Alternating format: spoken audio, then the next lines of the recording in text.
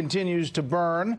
Two major recounts proceed in Florida, while a Democrat comes from behind to win in Arizona. And President Trump launches a pointed Twitter counter-assault against French President Macron, telling him to make France great again.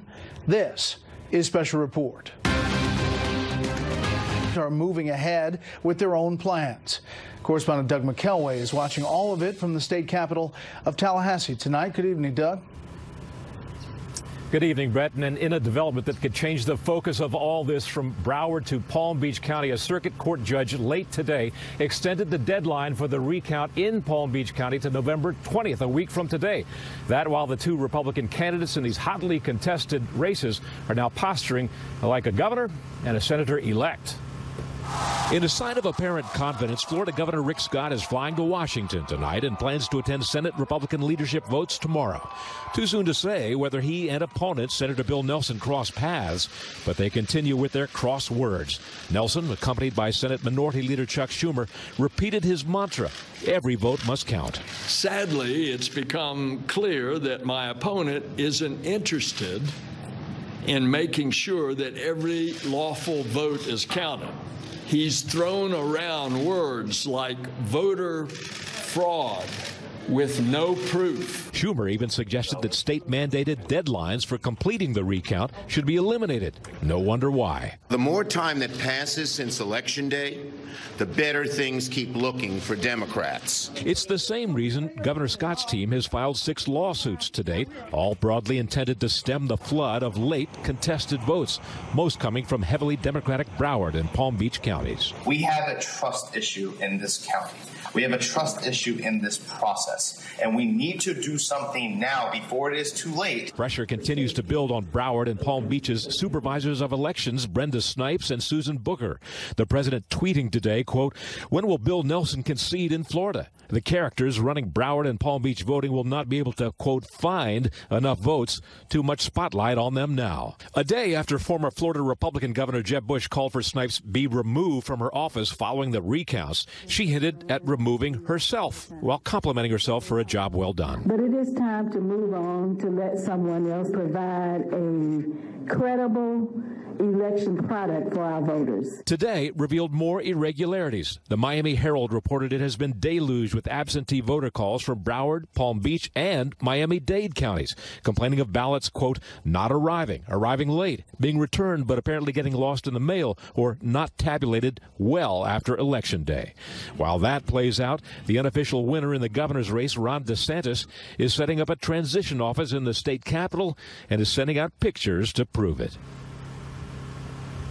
And late today, lawyers for the Senator Nelson campaign filed a suit in federal court seeking to extend the deadline indefinitely in all 67 Florida counties. A spokesman for Governor Scott calls that outrageous and notes that the Supreme Court has affirmed such deadlines.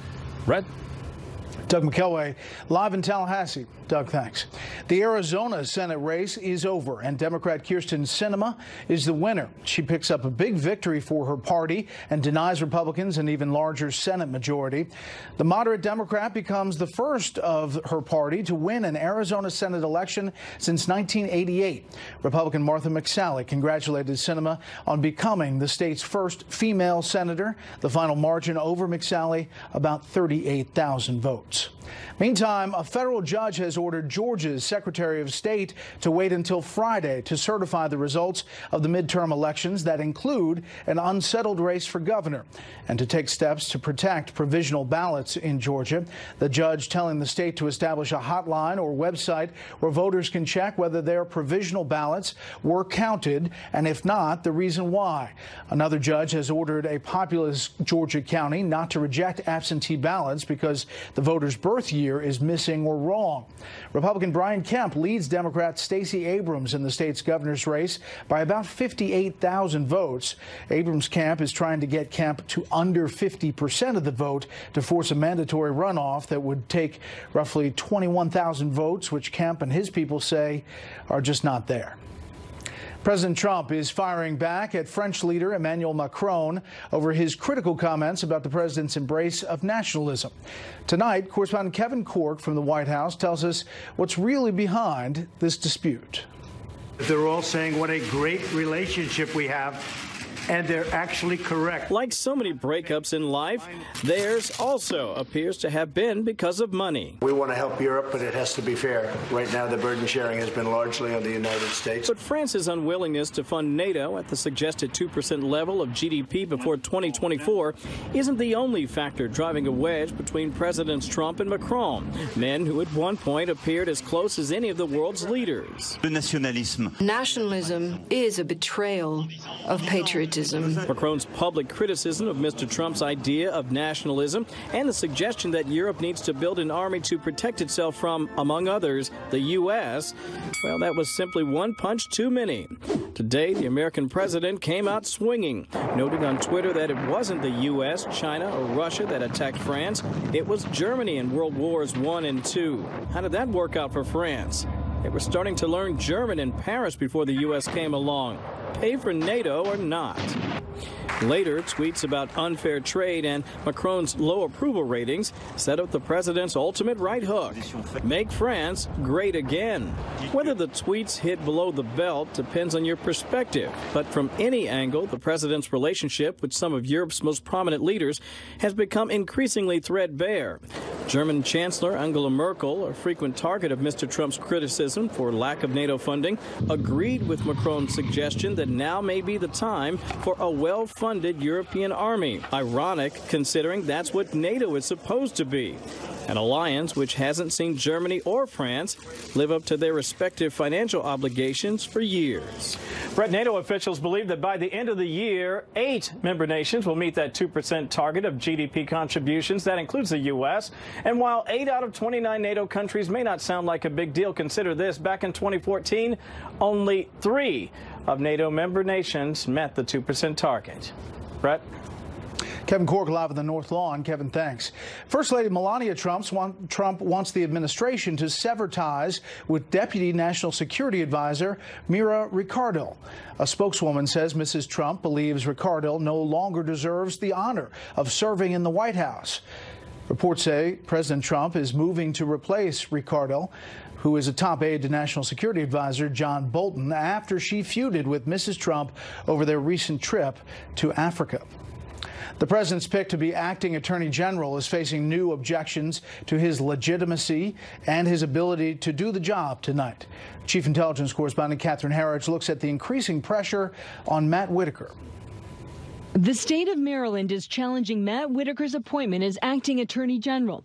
The legal challenge comes as part of an existing Obamacare-related lawsuit. Quote, the appointment of Whitaker as acting attorney general instead of Deputy Attorney General Rosenstein violates the Attorney General Succession Act, as well as the Appointments Clause of the Constitution. Analysts are divided over whether President Trump has the authority to appoint Whitaker as a principal officer who is not Senate confirmed. Yes.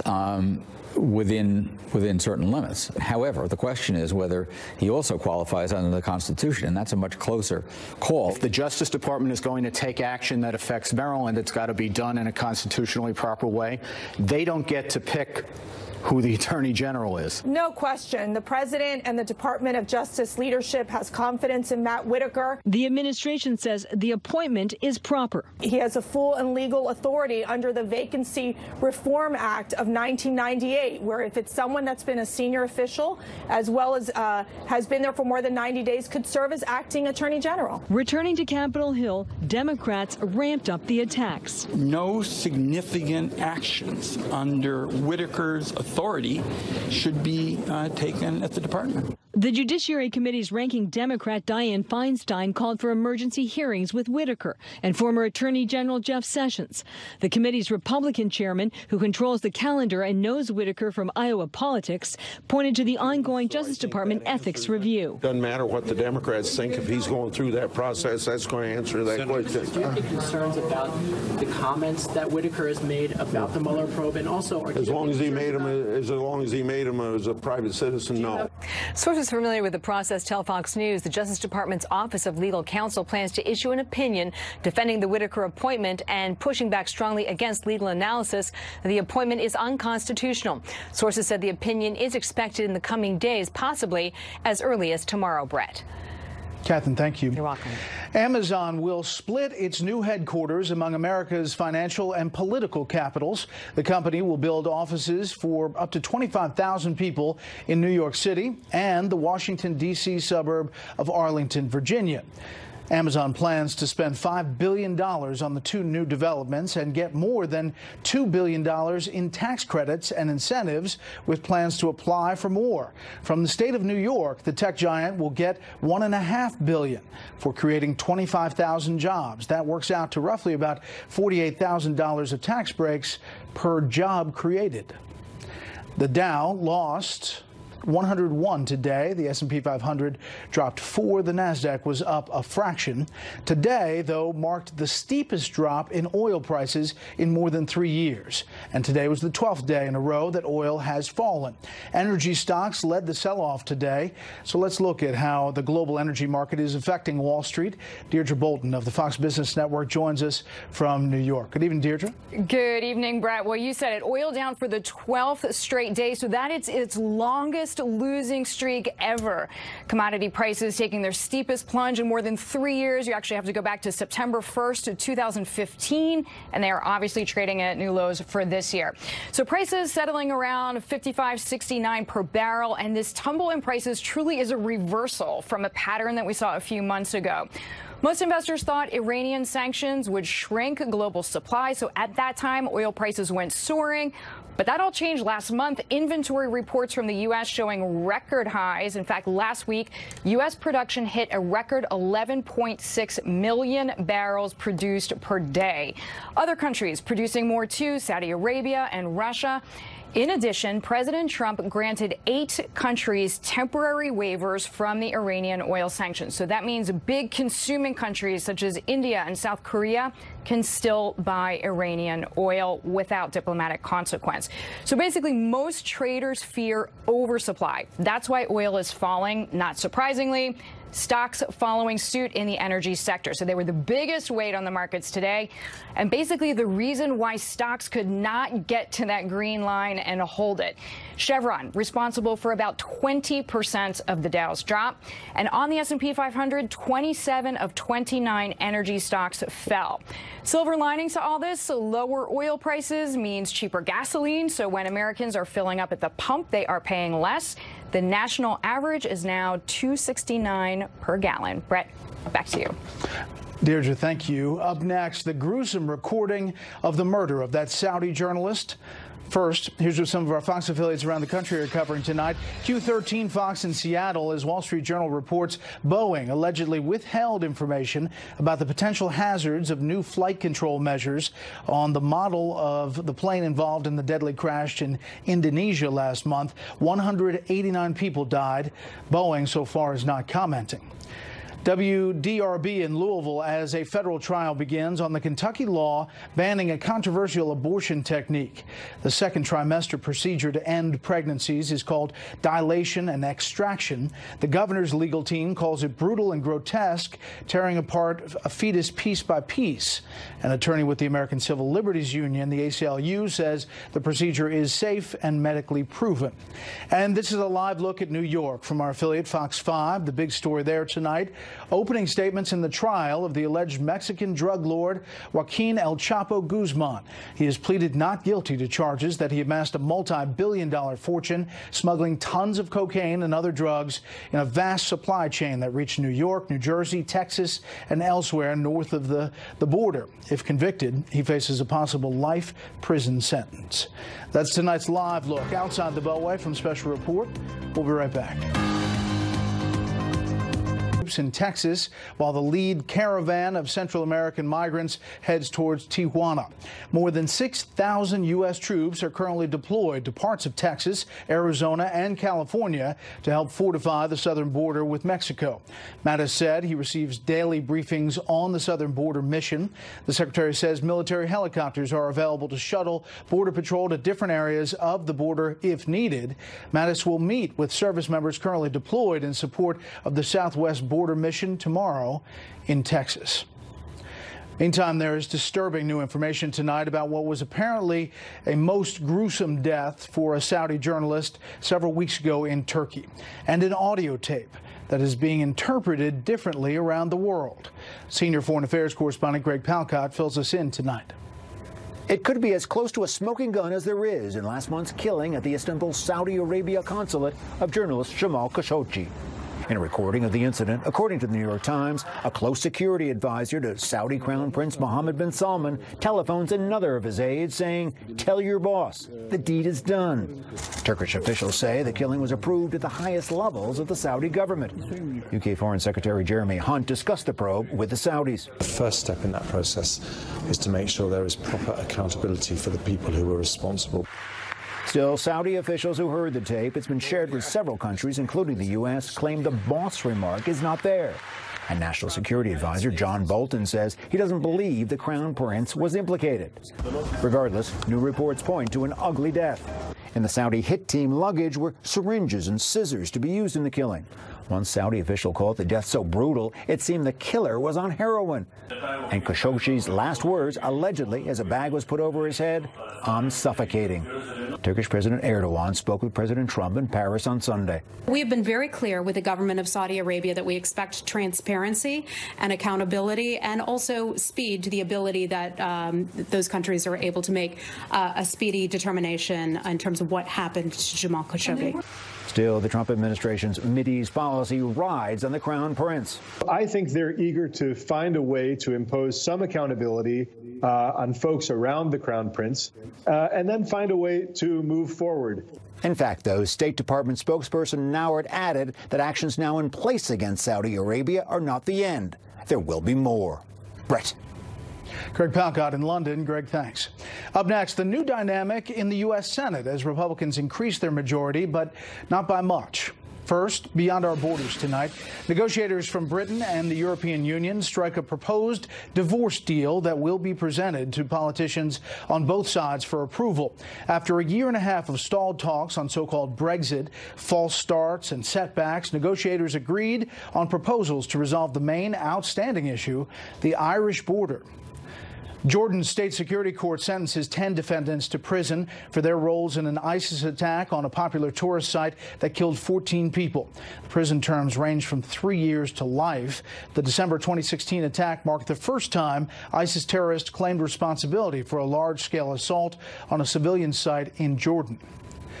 A rocket from Gaza slammed into an apartment beyond our borders tonight. We'll be right back.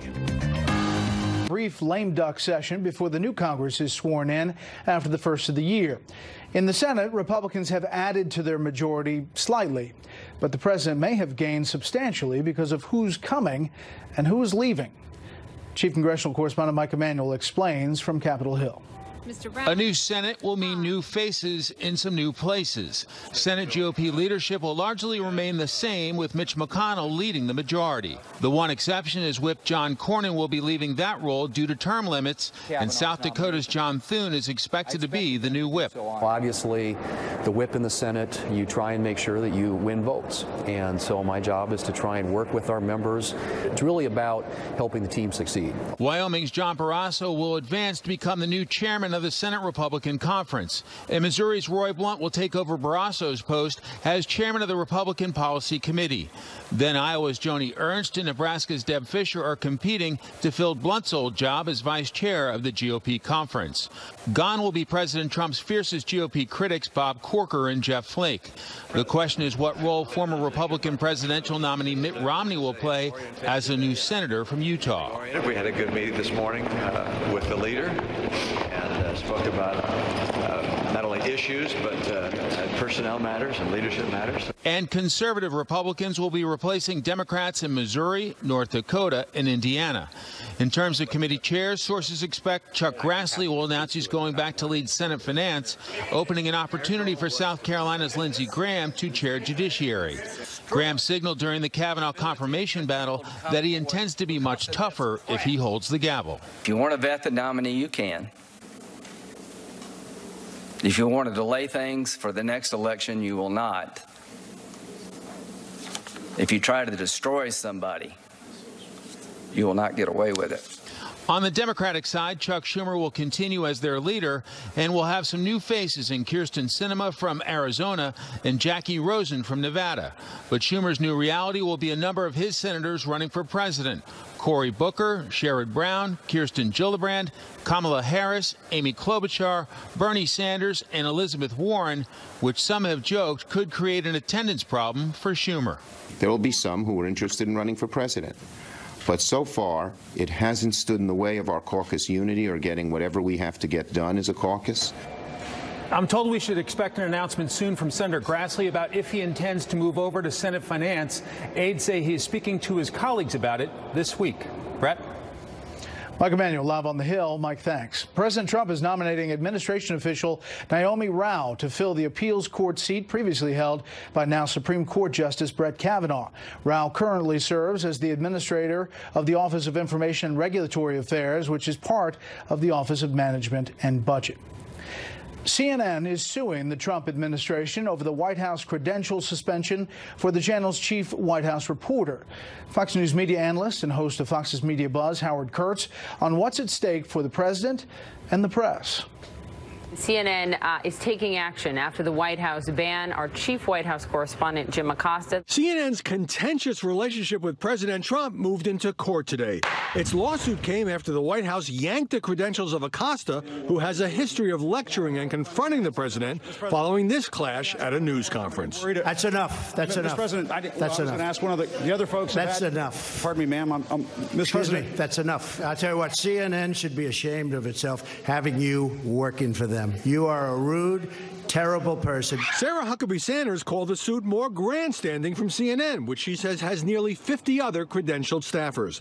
After Acosta asked 2 questions, she said he physically refused to surrender a White House microphone to an intern so that other reporters might ask their questions, and that this wasn't the first time he acted inappropriately. That's not appropriate.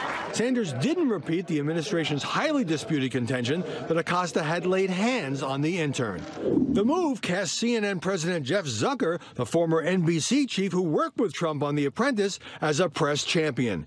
He says the First Amendment gives journalists the right to hold officials accountable and ask tough questions. We're asking for emergency relief because every day that this pass has been revoked is a First Amendment violation, and it's irreparable harm in the words of the law. The suit notes the president constantly criticizes the network. CNN's fake news. I don't take questions. I don't take questions from CNN. And once tweeted this wrestling video aimed at CNN. The White House Correspondents Association is backing CNN, but Acosta is a controversial figure, viewed by some colleagues as a showboat. And CNN's suit may convince many Trump backers that the network is part of the opposition. Brett? Howie, thanks. The Florida recounts continue, a winner in Arizona, and the new dynamic in the U.S. Senate and the U.S. House. We'll talk about it all with the panel when we come back. Counties figure out how to do it right. All right, these 2 counties couldn't. You don't feel that you should sit around and have to worry for the next 2 or 3 weeks as to whether or not people are going to find votes in trunks of cars and in boxes and the like. Well, I don't have a treasure trove for going out digging on the beaches somewhere to find any votes. Well, the recount in Florida is continuing there, and really the focus is on that Senate race. As you look at the spread, 12,562 votes. Rick Scott up over Bill Nelson, the governor's race at about 33,000 votes. The other race called last night after a concession from Martha McSally, Arizona, the spread 38,000 votes for Kyrsten Sinema, the Democrat who is now heading to Washington. The difference there with the Arizona governor's race was really stark. Doug Ducey, the Republican, getting 326,000 votes over the Democrat there, and you see the difference between McSally and Sinema was at 38,000. With all of that and the changes on Capitol Hill, let's bring in our panel. Matthew Continetti, editor-in-chief of the Washington Free Beacon. Kimberly Strassel is a member of the editorial board at the Wall Street Journal, and James Pindell is a political reporter for the Boston Globe. Okay, Matthew, your assessment of what we're looking at in Florida and the results of Arizona. Absolutely. Well, I think in Florida, Florida, the margin, even though it's narrow, is still over that 10,000 vote limit, where I really don't see the recounts affecting the final result, especially since now Governor Scott, soon to be Senator Scott, I think, is focusing attention on shenanigans in those 2 counties in southern Florida. In Arizona, though, it's very interesting. You know, there's been this debate about Democrats about strategy going from 2018 to 2020. Should they continue to really rally the progressive base, or should they try to move to the center? I think if you look at Sinema and her success, and you see that kind of split ticket voting happening between the top of the ticket and her Senate race, that shows for Democrats moving to the center, like Sinema did since she was first elected to Congress, is a winning strategy. You know, Kimberly, the opponents of Sinema in Arizona will say she's not a moderate, but she sure ran as one. And if you look at the exit polls and the data coming out of Arizona, it suggests, and even the vote total between Ducey and McSally, it suggests that she had significant headway, especially in the suburbs around Phoenix and Tucson. Yeah, she's also a very charismatic campaigner, a very good retail politician. And I think this gets to, if you talk to Republicans out there, some of them were very frustrated with McSally's campaign, put a little bit more of this and the failure on her, in that they complained that she ran a bit of a defensive campaign. She looked to be ahead, and so she stopped taking chances, didn't campaign as hard. There was a belief that she ran too negative of a campaign. This was a woman that wasn't as well known across Arizona and needed to do more to introduce herself, make an impression on voters.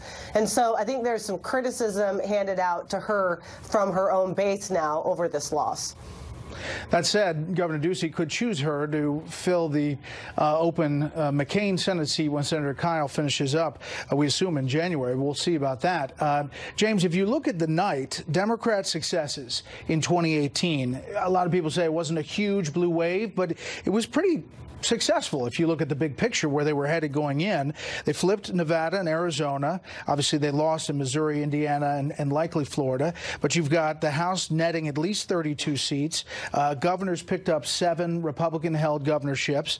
State legislatures, they're putting the number at 323 Republican legislative seats that they picked up. And they picked up 7 legislative chambers. We had a graphic for all that, but I'll just lay it out for you. What do you think of that night? Yeah, going in, it seemed like it would be even higher. That's why I think Democrats were feeling like the blue wave never really happened for them. And I think a big key part of that was Florida, particularly earlier in the night. You know, there was a conversation earlier from Matthew about what Democrats will do going forward. Will they now see an argument, an imperative to pick a more moderate path or pick the more progressive path? And I think the answer really is much more muddled than we're going to be honest about. I mean, Joe Donnelly, as you mentioned, ran as a moderate, ran as a pro-life Democrat incumbent who said he would agree with, and ran as, would say he would agree with President Trump lost. Heidi Heitkamp, of course, lost, and Claire McCaskill lost. Again, the opponents would say they're big liberals, but I mean, they basically ran as moderates. And then on the flip side, you know, we've seen some kind of a mixed track record among progressives, but overall, clearly the dynamics have fundamentally changed and how Washington's going to act and organize themselves next year. Speaking of which, you have incoming House member Ocasio-Cortez joining protesters today, Matthew, in Nancy Pelosi's office, saying that climate change needs to be the #1 priority for the incoming Democratic leaders. It's not usually the way an incoming House member tries to go get committee assignments, but she's in the sit-in. That's right, and she's now one of 2 congressmen-elect who are members of the Democratic Socialists of America, showing you kind of the far left of the House Democratic Congress. I think Nancy Pelosi has her work cut out for her, Brett. You know, she's trying to cobble together that speakership role. I think a real advantage is that there's really no alternative to her leadership right now. If there were, I think, a serious challenge to Nancy Pelosi, her grip on power might slowly loosen. And last thing, Kimberly, Mitch McConnell, the Senate Majority Leader, says the Senate has proven its ability to reach bipartisan solutions to some of the most pressing challenges facing our nation. And looking ahead to the coming year, there will be no shortage of opportunities to continue this impressive record of cooperation across the aisle and across the Capitol. What can we make of those opportunities will depend on our Democratic colleagues. Will they choose to go it alone and simply make political points, or will they choose to work together and actually make a difference? What's your guess?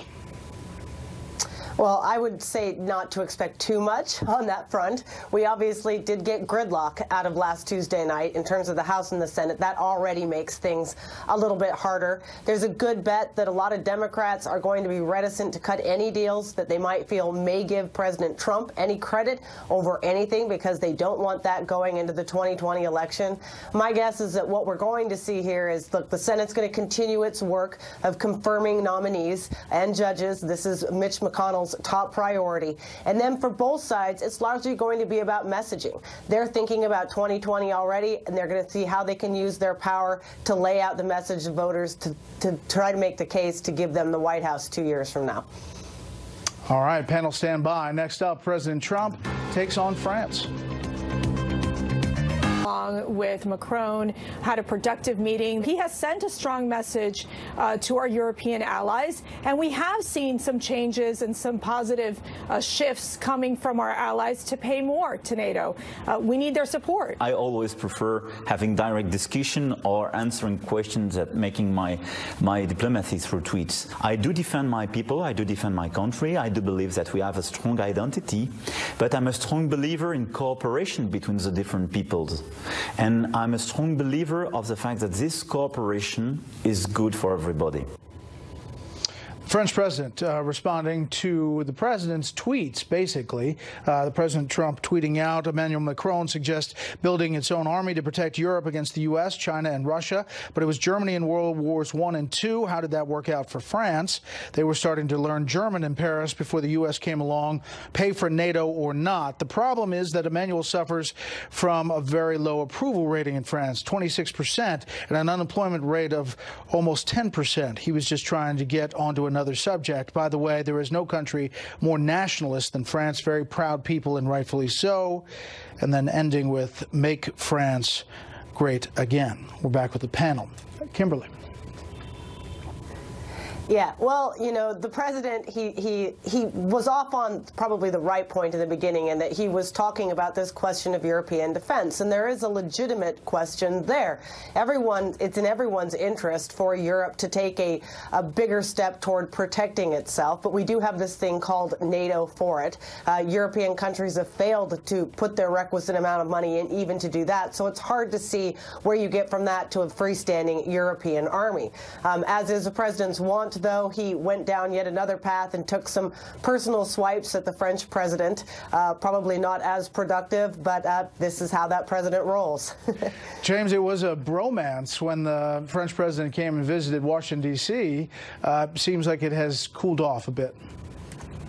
It has cooled off a lot, and now we have a lot of domestic politics taking place on the international stage. Clearly, Macron likes the idea that he's going to be this global leader, projecting France, actually, to a bigger stage, particularly given that Angela Merkel's position these days. And then, obviously, Trump is going to be Trump. But it did, obviously, begin to really deteriorate the moment that Trump pulled out of the Paris Climate Change Agreement. Matthew. Well, I think Macron has to focus on being the leader of France before he can begin to be a leader of Europe or even globally. We have to go back and look at how this controversy started. First, Bret, Macron said that we needed this European Defense Force in order to distance ourselves from America. This was as the American president was on his way to France to celebrate, or rather to mark, the 100th anniversary of the end of World War I. And then, in the midst of this solemn occasion, the French president went on again to more or less gratuitously insult the nationalism, so proclaimed, of President Trump. So if Macron knew what he was doing, because if there's one thing we know about Donald Trump, it's that he's a counterpuncher, and he won't leave any swipe unanswered. And so I think this has, as the president said, a lot to do with French domestic politics, where Macron is less popular in France than Donald Trump is in the United States, than it does any large geopolitical deal. Right, standing up to the president. President Trump obviously is appealing to the French populace. Before we go, White House shakeup possibilities. A lot of reports, Kimberly, that John Kelly, the Homeland Security Secretary Kirstjen Nielsen, maybe even the Commerce Secretary Wilbur Ross are on their way out. This comes as after 38 Trump administration firings and resignations over recent months in the past couple of years. Thoughts on that? We've been down this road before. Well, it is traditional at the end of, a period of time, and we just finished an election, for some people to exit. Of course, we haven't even made it 4 years, and that's quite an astonishing number that you just listed there. I think the other thing that makes us different in kind is that often when people leave, it's because they're wore out, they're tired, or they feel that they have completed their mission. A lot of these changes seem to be because of unhappiness the president has with specific members of the cabinet. That's certainly what we're hearing about in terms of Ms. Nielsen at Homeland Security, that he's not happy she isn't being more aggressive about enforcing his immigration demands. Of course, the problem with some of this is that the law is the law as well, too. We want cabinet officials that push back on the president and inform him of such things. So, I mean, this sort of disruption, never great for an administration. Yeah, we've seen dead men and women walking before that never came to be, so we will put that caveat out there. Panel, thank you. When we come back, a final wish granted.